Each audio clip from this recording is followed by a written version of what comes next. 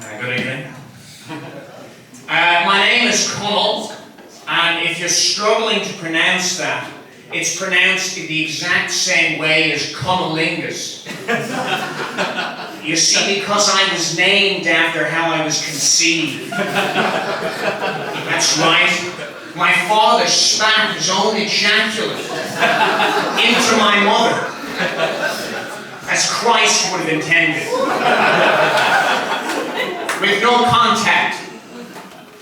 And my father is a reserved man, you know, and I used to worry a lot because I grew up watching a lot of American TV shows and movies. And I used to worry because my father had never told me that he loved me. In fact, he'd never spoken to me directly in any way, despite being present for my entire life.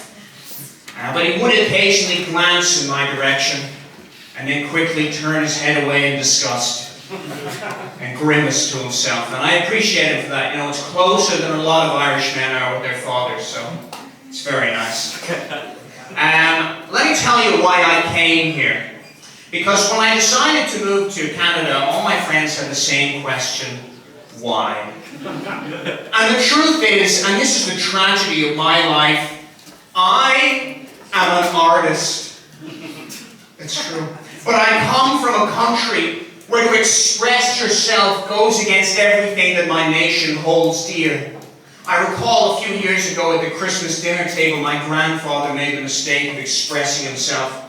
Naturally, we took him outside and we euthanized him. Lately, he was suffering from severe dementia and had forgotten who he was. No one. Now, I can't help but notice there are some women in the room. Hello. Look, that was probably a little sexually aggressive. Don't get me wrong, ladies, because let me tell you, my level of respect for women, it's unparalleled. It's unprecedented. And a third adjective. And you know the thing I respect about women the most? It's gotta be their periods. Yeah, some people say it's gross. Some people say it's disgusting to periodically bleed from your genitals. But I think it's natural. And by extension, it's beautiful. In fact, I only have sex with women when they're on their periods. I insist on it. And in an attempt to understand the plight of women and their bleeding genitals, I decided to write a poem that I'll end on now. Yes, a poem. This is called If I Bled. I live the male and carefree life.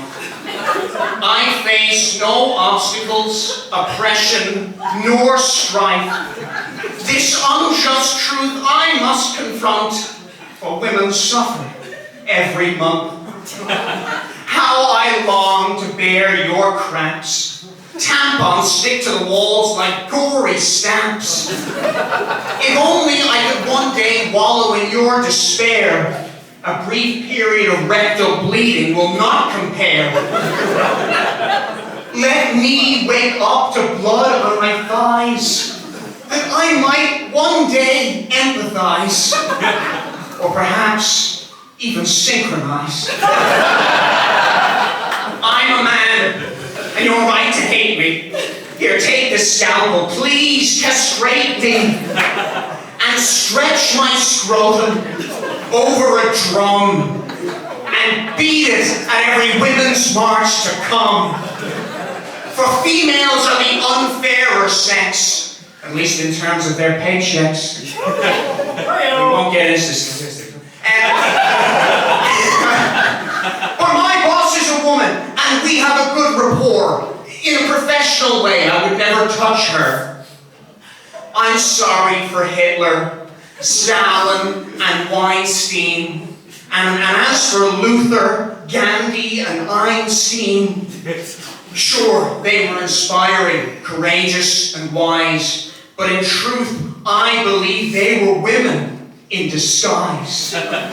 So let us use words like Hugh, woman, Nelson, woman, Della, and Vince, myth woman.